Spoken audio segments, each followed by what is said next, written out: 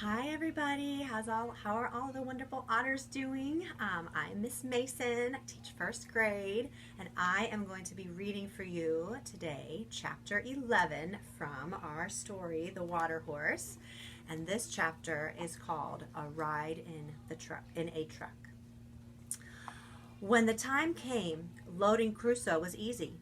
There was a rough track that led down to the lock-in from the road, and Father had reversed the cattle truck along it, stopping just short of the water where the ground grew soggy. Of Crusoe there was naturally no sign, since he had not been called. Now that spring morning, on April the 14th, 1933, everything was ready. The children sat safely inside the cab of the truck, while Father and Grumble stood by the end of the lowered tail ramp. Mother was staying at home, but she had provided a parting present for the water horse, a gift of food with which to lure him out of the lock-in, up the ramp, and into the body of the truck. There had been much discussion about what this lure should be: chocolate chip cookies, herring, or the very first food that had ever passed Crusoe's infant lips, sardines.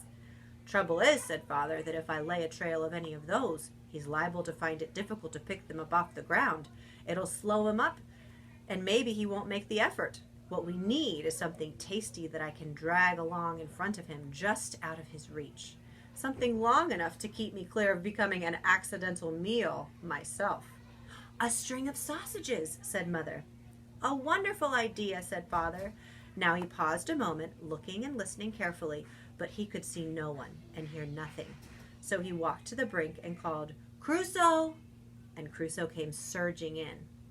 Father and Grumble had feared that perhaps by now the water horse might be unwilling to leave the element in which, except for his move from Goldfish Pond to Lock-in, he had lived for over 3 years, but their fears were unfounded. As Father walked slowly backward, trailing the string of sausages, Crusoe, with an action like that of a giant caterpillar, humped himself out of the water and over the intervening ground toward the cattle truck. Up the slatted ramp he hauled himself. There we go. There he is. Neck outstretched in his effort to catch the end of the long sausage string and into the body of the truck, while the springs creaked and groaned under his weight. Dropping the lure at the far end, Father nipped smartly out by the little side door and ran around to the back. Then, as Crusoe was wolfing down the sausages with grunts of contentment, Father and Grumble each took hold of one side of the tail ramp and heaved it up and screwed the locking clamps tight. The water horse was loaded. The journey itself was also uneventful. Southward they went at first to Glenfinnan, then due east along the north shore of Loch Isle till they came to Fort William. They stopped by the banks of Loch Lochy. Father was a little worried that the water horse might become uncomfortably dried out, so here, at about the halfway mark of the journey, he and Grumble filled buckets and sloshed the contents through the slits in the side of the cattle truck. Crusoe bellowed quietly in appreciation. By the side of Loch Oik, they stopped again and repeated the operation. Kirsty and Angus got out to stretch their legs, while Father and Grumble filled the buckets. Just as Father was about to toss in the last bucketful, they heard the noise of an approaching car.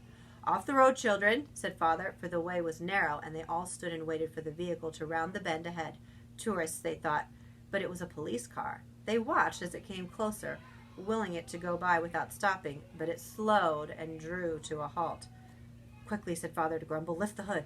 A lone police officer got out of the police car. "Are you in trouble?" he asked. "Yes, we are," thought Father, but "No, we're not," he said in a cheerful voice. Just going to top off the radiator.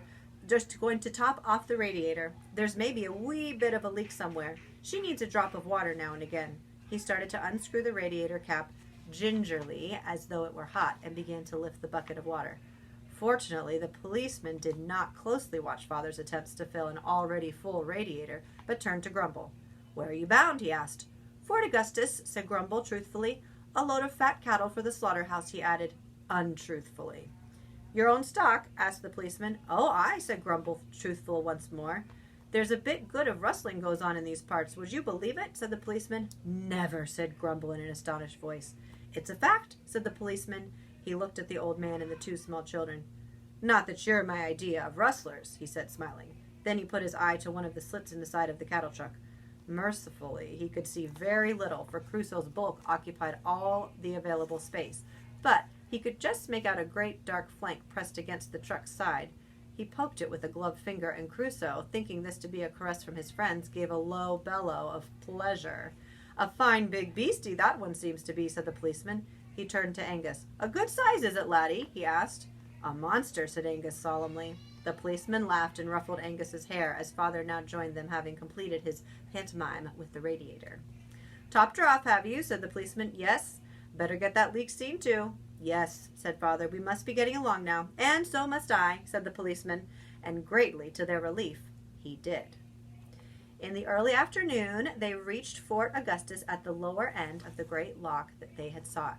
A new road had recently been built along its northern shore, but father chose the old southern road and drove steadily on, looking out all the while for a suitable place.